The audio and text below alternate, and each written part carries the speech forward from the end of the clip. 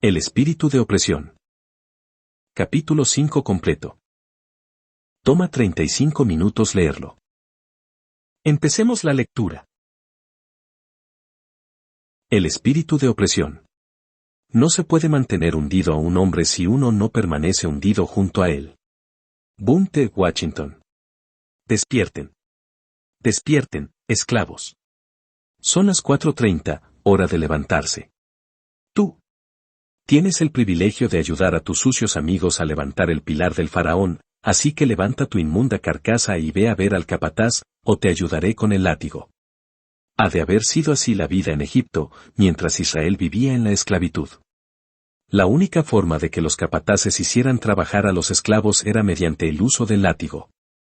Los bueyes no tenían tiempo de ducharse o lavarse los dientes, así que los esclavos tampoco lo tenían. Eran solo simples bestias de carga para el faraón y sus malvados capataces. ¿Puede usted imaginar lo que habría sido despertar con un latigazo? Una vez despiertos, los israelitas eran llevados al campo, a latigazos. Allí pasaban el día entero, agachados, haciendo ladrillos de barro y paja. Odiaban hacerlo. El trabajo aumentaba su odio hacia la esclavitud. Esta es la razón por la que los oprimidos conservan su actitud negativa hacia el trabajo, aún después de liberados. Le recuerda a la opresión. La gente que ha vivido en opresión o bajo el espíritu de la esclavitud, llega a odiar el trabajo. Cada vez que los israelitas intentaban descansar, les daban latigazos para que siguieran trabajando. Los capataces querían trabajo, no descanso. Los hijos de Israel sentían agotamiento, bajo el rayo del sol que los hacía sudar, y el esfuerzo les causaba dolor de espalda. Pero el látigo seguía pegando continuamente, para que siguieran trabajando. Sigan trabajando, miserables esclavos, o les daré algo que realmente les hará lamentarse. Dos nombres, un mismo enemigo, opresión e irresponsabilidad. Cuando la gente es oprimida, en cualquier época y en cualquier lugar, suele desarrollar un espíritu de irresponsabilidad y odio hacia el trabajo. Muchas personas cargan hoy el peso de su anterior opresión. El trabajo no se ve como oportunidad de glorificar a Dios y recibir su promoción. Se ve como obligación, solo como medio para pagar las cuentas. Cuando nuestro trabajo se vuelve tan importante como las 3 comidas diarias, nos volvemos personas responsables. Después de un tiempo los israelitas sentían que el trabajo era igual al dolor. Siempre se veía acompañado de presiones, desesperación y el látigo, que causaba dolor. Cuando finalmente fueron liberados, sintieron que su liberación equivalía a no tener que trabajar más, y se gozaron grandemente. Éxodo 15.1, 20. En su retiro, pensaban, lo logramos. Por fin, retirados. Pescar, dormir, jugar al golf y al tenis, ya no más trabajo. Y es lo mismo que hoy piensan muchos. Históricamente, los pueblos que han sido oprimidos siempre sueñan con un cielo donde finalmente vivan en libertad. Algunos sueñan con ganar $1 millón para no tener que trabajar más. Si piensa de este modo y si llega a obtener el dinero, probablemente Dios le quite el millón y lo mande de vuelta a trabajar. Porque el trabajo no es una maldición. Es lo primero que Dios le mandó hacer al hombre, ver Génesis 2.15. No odie el trabajo. Ámelo. Sienta pasión por lo que Dios le ha dado para hacer. Hágalo como lo hacía Jesús. Mi comida es que haga la voluntad del que me envió, y que acabe su obra, Juan 4.34. Cuando nuestro trabajo es tan importante como nuestras 3 comidas diarias, nos convertimos en personas responsables. Cuando tienen que llamarnos para comer, estamos cerca del espíritu de responsabilidad. Pero si no puede usted esperar hasta que sea la hora del almuerzo, tiene el espíritu equivocado. Si comienza a trabajar a las 9 y no puede esperar a la hora del café de media mañana, es que no tiene el espíritu que corresponde. Si alarga su descanso y lee el diario hasta la hora del almuerzo, tiene el espíritu del esclavo. La gente que odia el trabajo no sabe administrar su tiempo. Se irrita y deprime cuando tiene tiempo libre, porque el tiempo exige la responsabilidad de decidir cómo utilizarlo.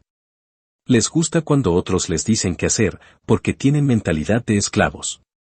Y como nada de lo que hace un esclavo es para su propio bien, los que han vivido oprimidos durante años no saben ser productivos. La mayoría de los países en desarrollo y del tercer mundo sufren por esto. ¿Sabe usted cómo se mide la prosperidad de un país? Se mide según el Producto Bruto Interno, PBL. La riqueza de un país no se mide por cuánto dinero haya en el tesoro, sino por cuánto produce su pueblo. Cuando la mayor parte del pueblo ha vivido bajo el látigo de la pobreza y la opresión, la productividad se ve afectada y el país sigue siendo pobre. El Producto Bruto Interno representa la productividad colectiva de la ciudadanía. La opresión produce holgazanería.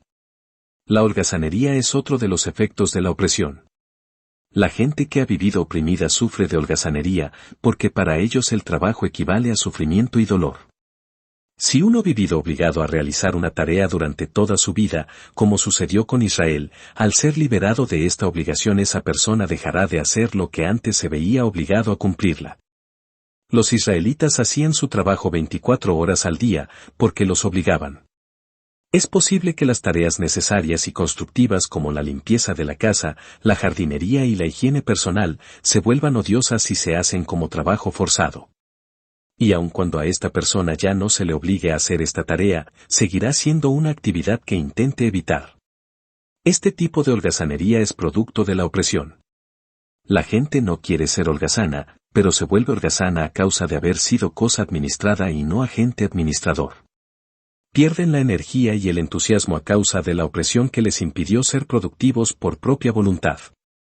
La opresión condiciona a la gente de manera tal que la holgazanería y la improductividad se vuelve su estilo de vida. La falta de motivación e iniciativa es entonces su motor. En Egipto los hijos de Israel no necesitaban ir en busca de alimentos. No tenían que comprar casas. Ni tenían que encontrar agua o ropa. No necesitaban buscar nada, porque el faraón les daba todo esto. El opresor le da todo al oprimido, para proteger y mantener su inversión. Cuando Moisés finalmente los sacó de Egipto, a pocas semanas de estar en el desierto comenzaron a murmurar y a enojarse. ¿Cuál era su queja? No tenían comida. No tenían agua. Y se quejaban ante Moisés. Ojalá hubiéramos muerto por mano de Jehová en la tierra de Egipto, cuando nos sentábamos a las ollas de carne, cuando comíamos pan hasta saciarnos, pues nos habéis sacado a este desierto para matar de hambre a toda esta multitud. Éxodo 16.3. La opresión en realidad condiciona a la gente a ser improductiva y la holgazanería se convierte en su estilo de vida. Los israelitas sentían que vivir durante un tiempo sin comida era un intento premeditado para matarlos. ¿Por qué? Porque el oprimido rápidamente acusa cuando ya no recibe lo que se le daban gratis durante su opresión. No puede enfrentar las dificultades. No puede soportar que su bienestar se vea interrumpido. La opresión entonces hace que la gente se vuelva holgazana. El miedo. La gente que ha vivido en opresión también siente mucho miedo. Siente miedo porque todo lo que ve le resulta doloroso. Todo lo que le sucede se ve como una conjunción de fuerzas que lo obligan a hacer lo que no desean. Así que evitan la responsabilidad y viven con miedo. El miedo también viene de no saber qué es lo que nuestro opresor hará con nosotros. Cada vez que aparecían los soldados del faraón, los israelitas comenzaban a temblar. Cada vez que veían un látigo, temblaban. Y este espíritu de miedo no los abandonó cuando dejaron Egipto. Siguieron andando en círculos en el desierto durante 40 años, en el área que vi desde mi avión cuando volaba de Israel a El Cairo, cuando podrían haber cruzado el desierto en un mes. El miedo los mantenía atados a ese lugar, sin que llegaran a Canaán, de la misma manera en que hoy hay millones de personas atadas a su propia opresión y pobreza. La gente oprimida tiene miedo de todo, y hasta de su propio pueblo. De tan solo pensar que alguien pueda tener poder sobre ellos, se les encoge el corazón, especialmente cuando piensan en quien estuvo oprimido igual que ellos. Con esto en mente, los oprimidos ven a sus empleadores como capataces blandiendo látigos. Así que les intimida su percepción del opresor, cuando ven entrar al jefe en su oficina. Cada vez que su jefe aparece, se sienten poco importantes. ¿Qué es lo que está mal? Siguen viviendo con miedo, aunque vivan en libertad. Opresión y liberación, la mente en guerra.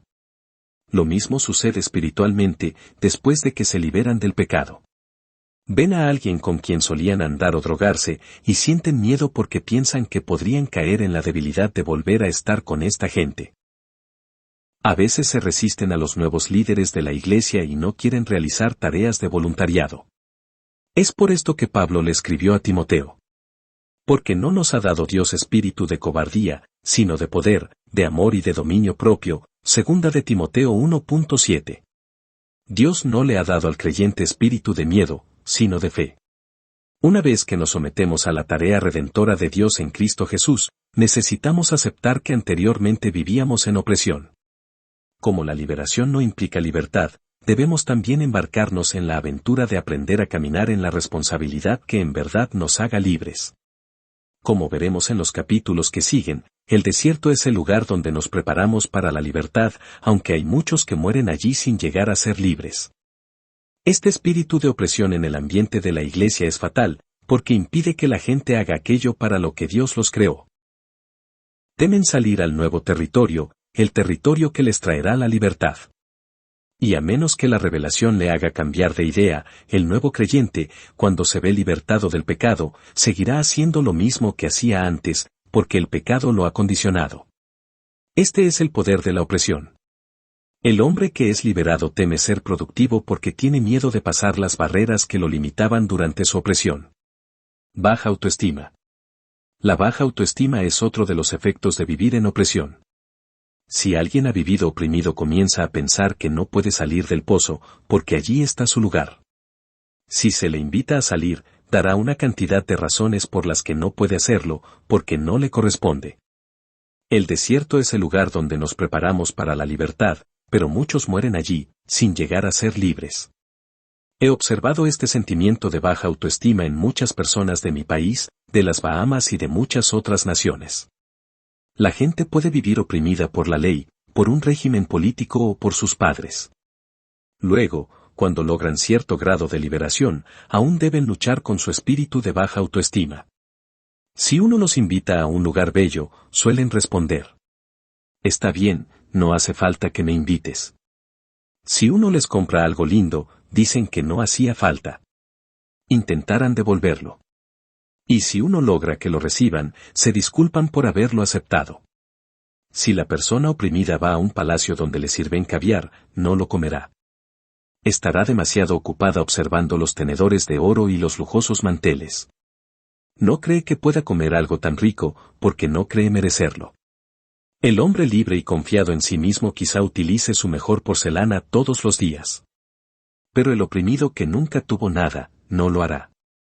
Guardará la porcelana en el armario. Le resulta difícil creer que tenga valor, así que todo lo valioso le parecerá demasiado.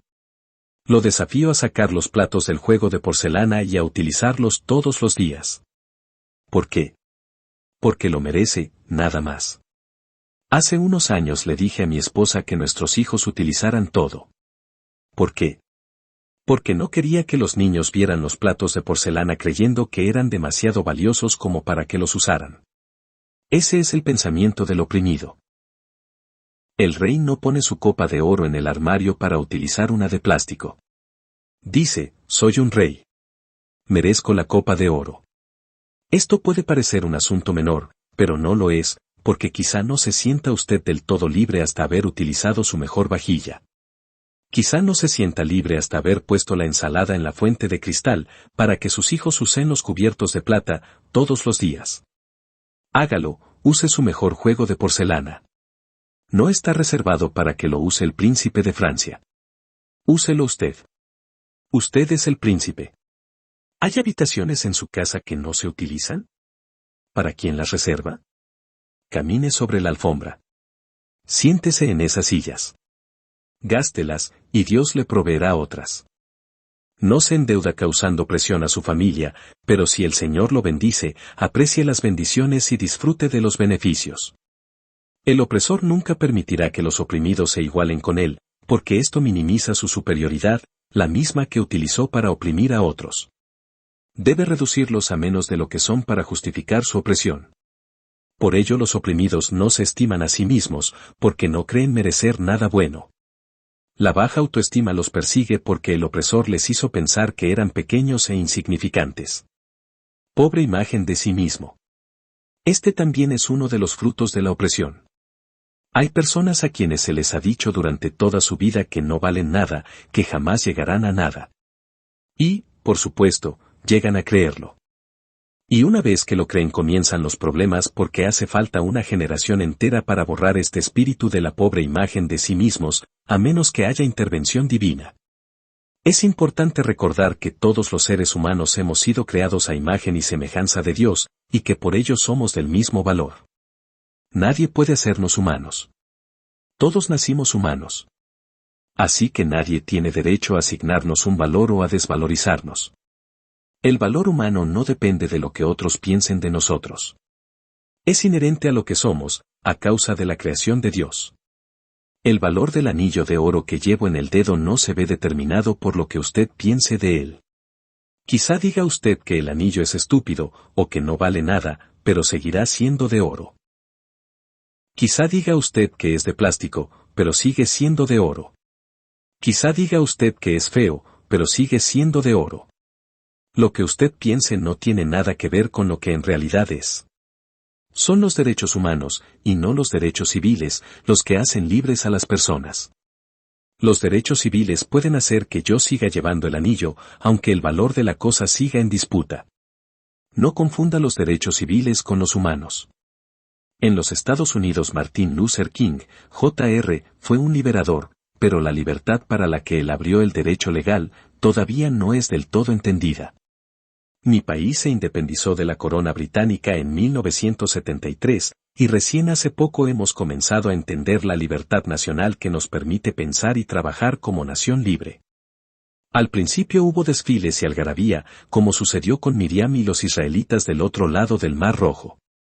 Pero cuando dejó de sonar la música, vimos cuánto había que aprender antes de llegar a ser libres de verdad. Necesitábamos educación y capacitación para prepararnos para ejercer la autoridad. Tuve el privilegio de trabajar durante un tiempo como asistente del secretario de Educación del gobierno de mi país y pude participar de muchos de nuestros nuevos programas de educación. El tema principal no son los derechos civiles, aunque son importantes, claro. El tema principal son los derechos humanos. Son los derechos humanos, y no los civiles, los que hacen libres a las personas. ¿Podría yo darle a usted permiso para votar, y aún así seguir considerándolo inferior e inhumano? Su valor no se determina por lo que otros piensen de usted. Se determina por su origen, y usted vino de Dios. Fue creado a la imagen de Dios. Egoísmo. La opresión también produce espíritu de egoísmo. Si una persona oprimida que jamás tuvo nada, de repente logra tener algo, se aferrará a ello con todas sus fuerzas. Así es que la opresión promueve el egoísmo, y es por ello que las personas oprimidas pueden llegar a ser muy peligrosas. Porque si llegan a ocupar una posición de poder, habrá problemas para todos. La opresión alimenta la codicia. Cuando los oprimidos en su mente reciben algo que jamás tuvieron antes, lo protegen. Lo encierran con una muralla y ponen una cerca de alambres de púa. Si uno entra en su pequeño mundo, intentarán destruir al invasor. La codicia genera más codicia. Las cosas comienzan a representar un falso prestigio y poder, y quienes amenazan la acumulación son vistos como una peste que hay que eliminar. Si no me cree, vea la historia del mundo. Hay países que han ido a la guerra por un pedazo de tierra. El espíritu del egoísmo también se manifiesta en la actitud de gratificación inmediata. Es el deseo de obtener placer y satisfacción al instante. La opresión hace que el símbolo del opresor sea el objeto que el oprimido persigue, a costa del desarrollo, el crecimiento personal y la madurez. Falta de creatividad. Uno de los aspectos más terribles de la opresión humana es el pensamiento falto de creatividad que resulta de esta. El espíritu de irresponsabilidad que causa la opresión, trae como resultado falta de creatividad. Si toda su vida le han dicho qué hacer, ya no utilizará su mente. Los opresores no quieren que los oprimidos piensen por sí mismos. Así que los mantienen en la ignorancia, y hacen todo lo posible por evitar que puedan acceder a una buena educación. El opresor no quiere que el oprimido pueda expandir su mente y acceder al conocimiento. La ignorancia otorga y mantiene el poder de la opresión, por lo que se la utiliza como herramienta. Dios le ha dado la capacidad de enfrentar efectivamente todo lo que se le oponga en el camino. Cuando las cosas se ponen difíciles, nuestros cerebros deberían comenzar a funcionar más activamente, para recurrir a la creatividad. Entonces es que logramos ver cómo traeremos comida a la mesa. Pero si nunca tenemos que hacer cálculos, nuestro cerebro se cerrará. Y es en estos momentos en que los que piensan libremente comienzan a coser, a cocinar, a vender tortas. Siempre harán algo. Dios nos hace industriosos cuando retira la plataforma del faraón de debajo de nuestros pies. Dios quiere que seamos creativos. Cuando somos liberados, nos dará una revelación de cuán creativos podemos ser. Es decir, Dios podrá hacer que se corte la electricidad, para que recordemos cómo encender un fuego y cocinar sobre el mismo. Mucha gente se molesta si intenta encender la hornalla de gas y esta no funciona. En lugar de enojarse, intente pensar. Piense durante un momento, cada vez que surja un problema. Corte leña, encienda un fósforo e inténtelo nuevamente. Utilice su cerebro. Sea responsable. Si pierde su casa, no se siente y comience a llorar. No tenía casa antes de tener la que perdió, ¿verdad? Alquile otra casa. Comience de nuevo, haga algo. No tire la toalla, no diga. Ya está. Aquí termina todo. Muchas personas andan sin rumbo luego de ser liberadas. Dios nos ha dado cerebros fantásticos, así que seamos creativos. Al liberarnos, Dios permitirá que se nos presenten desafíos para que Él pueda reactivar nuestra creatividad, nuestra iniciativa y potencial intelectual. La opresión destruye la creatividad y genera dependencia. Dios le ha dado la capacidad de enfrentar efectivamente todo lo que se le oponga en el camino.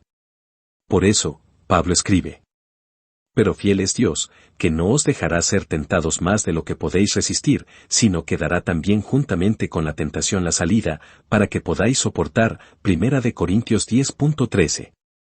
Pablo quizá haya crecido en uno de los hogares mejor provistos en su época. Era ciudadano romano, judío de raza. Era doctorado en leyes y teología, y había estudiado en la mejor escuela, había ocupado un puesto importante en el gobierno hebreo. Luego un día Dios le quitó la alfombra de debajo de los pies. De repente ya no tenía hogar ni empleo, y había perdido sus encumbrados amigos. Pero se sentía bien porque también había alcanzado la libertad. Sé lo que es pasar necesidad, y también sé lo que es tener mucho, les escribió a los miembros de una de las muchas iglesias que había iniciado. En todo y por todo estoy enseñado, así para estar saciado como para tener hambre, así para tener abundancia como para padecer necesidad. Todo lo puedo en Cristo que me fortalece. Filipenses 4.12 y 13. Pablo era un opresor que en su liberación descubrió cuán oprimido había estado en verdad. Así que, después de su liberación, tuvo que cambiar su forma de pensar. Y si él pudo lograrlo, usted también puede. De repente su salario dependía de Dios, y nada más que de Dios. Tenía una buena educación, pero los guardianes del templo no querían a un cristiano converso como Pablo. Así que un día se le ocurrió una idea. Carpas. Pablo recordó que sabía cómo hacer carpas. Y eso es lo que hizo para poder vivir y mantenerse. Dios no permitirá que usted sea tentado más allá de lo que pueda soportar. Y aun si comete usted un error, Dios ya sabía que lo haría, antes de que eso sucediera. Pero también sabía que le había dado la capacidad de salir del error en que se metió. Pablo cometió errores, pero también pudo salir de ellos. Usted también podrá hacerlo. Algunas personas han sido liberadas, pero siguen luchando contra la opresión y necesitan que se les enseñe cómo hacer todo. Su nivel de creatividad es tan bajo que no pueden tomar una indicación y llevarla a la práctica dependiendo de sus propios recursos. La persona oprimida que no tiene creatividad quizá pueda comprar tierra, pero no sabrá cómo usarla. Así que viene alguien y le compra la tierra por $50,000. Oh, cuánto dinero, piensa el vendedor. Ahora, el hombre de Idaho cultiva papas y la tierra crece en valor hasta llegar a los $15 millones. El oprimido no fue lo suficientemente creativo como para ver más allá de los 50,000, así que los toma y deja que el pensador con mente de administrador acuñe el nuevo valor del terreno. El espíritu de la irresponsabilidad siempre dice: no se puede. Nadie lo hizo antes. No podemos hacerlo. Esto no es posible. Pero el espíritu administrador de la responsabilidad sabe que todo es posible. El espíritu de la responsabilidad sabe que siempre hay una manera para lograr cualquier cosa que sea. A veces le pedimos a Dios que arregle algo, pero Dios quiere que utilicemos nuestro cerebro para que nos maximicemos. Oye. Nos dice y te he dado un cerebro con 10.000 millones de células. Te he dado imaginación. Te he dado conocimiento. Te he dado sabiduría. Te he dado entendimiento. Te he dado previsión. Te he dado retrospectiva. Te he dado la vista. ¿Por qué siguen viniendo a mí para que arregle las cosas? Arréglalas tú. Utiliza tu capacidad de libre pensamiento. Piensa ya. El Espíritu Santo trabajará con el espíritu humano como miembro de este nuevo equipo de administración de la creación de Dios. Por eso se le llama el Paracleto. Paracleto es quien viene junto a ayudar. No ocupa nuestro lugar ni se hace cargo del negocio, no anda haciéndose cargo de nuestro hogar o de nuestros sueños. Viene a ayudar a que sucedan las cosas, para que sepamos administrar, porque Él es el asistente. ¿Espera usted a Dios? Quizás su Espíritu Santo lo espera a usted. Es su asistente. Pero no puede ayudar a quien no hace nada, claro. Recuerde la sabiduría de Cristo al reconocer los recursos y al sirviente que administraba bien, en la parábola de los talentos. Los pájaros y las flores nos enseñan el amor de Dios y la confianza de la fe. Su parábola nos enseña que tenemos recursos desconocidos dentro de nosotros que Dios quiere que reconozcamos y desarrollemos. Así que comience a pensar como administrador, hoy mismo. ¿Qué puede hacer hoy para mejorar su situación? El Espíritu Santo lo ayudará cuando decida levantarse y ponerse en movimiento. Desconfianza. Cuando las personas han vivido bajo la presión, aprenden a desconfiar de sus hermanos a causa del espíritu de la supervivencia. El espíritu de la opresión y la esclavitud también produce celos, desconfianza, sospecha y odio.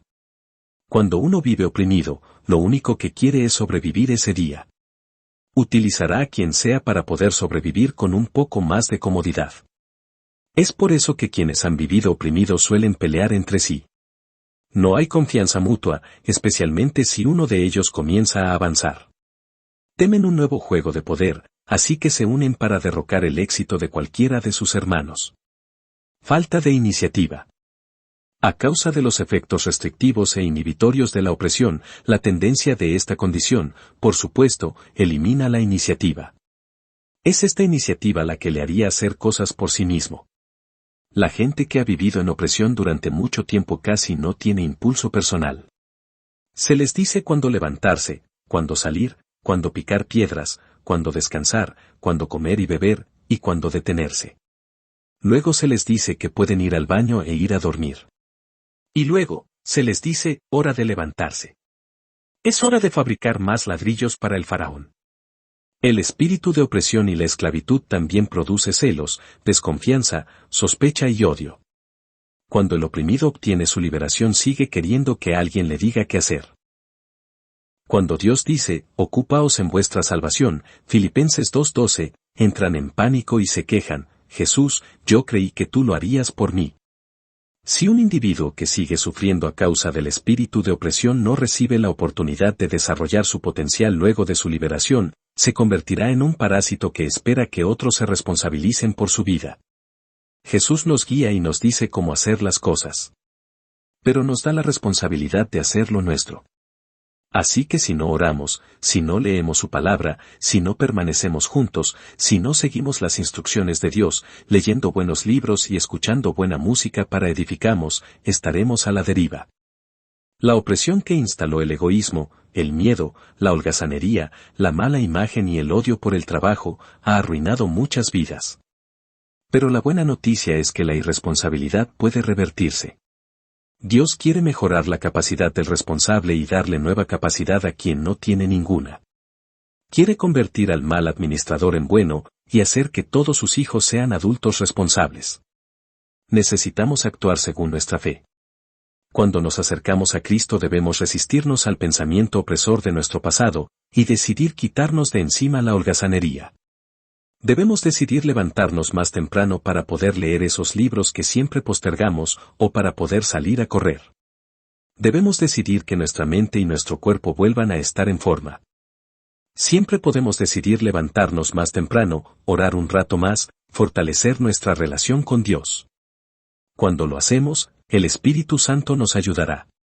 Pero la decisión siempre dependerá de nosotros. Ahora, avancemos al capítulo 6 para ver algunas de las lecciones que el pueblo hebreo nos enseña durante su estadía en el desierto. Cuando más grande es el obstáculo que vencemos, tanto mayor es el desarrollo personal. Fin del capítulo 5. ¿Quieres que Jesús te ayude de hoy en adelante? Repite esta oración en voz alta. Padre Celestial. Yo reconozco que soy un pecador y que mi pecado me separa de ti. Hoy creo con mi corazón y confieso con mi boca que Jesús es el Hijo de Dios. Que Él murió por mí en la cruz, y que Dios el Padre lo resucitó de entre los muertos. Te pido perdón y me arrepiento de todos mis pecados. Nómbralos. Renuncio a todo pacto con el mundo, con la carne y con el diablo. Y hago un pacto nuevo contigo, Jesús, para amarte y servirte cada día de mi vida. Jesús, entra a mi corazón y cambia mi vida. Si hoy muriera, al abrir mis ojos, sé que estaré en tus brazos. Amén. El decir Jesucristo es tu Señor significa que tú ahora estás haciendo a Jesús el amo o dueño de tu vida. Ahora lee tu Biblia diariamente y obedece lo que lees. ¿Qué debes leer? Sugerimos que comiences con el libro de San Juan y después lee el libro de Romanos. Lo que sea que decidas leer, asegúrate de leer todos los días. Dios nunca te abandonará. Texto extraído del libro En busca de la libertad. Dr. Myles Munroe.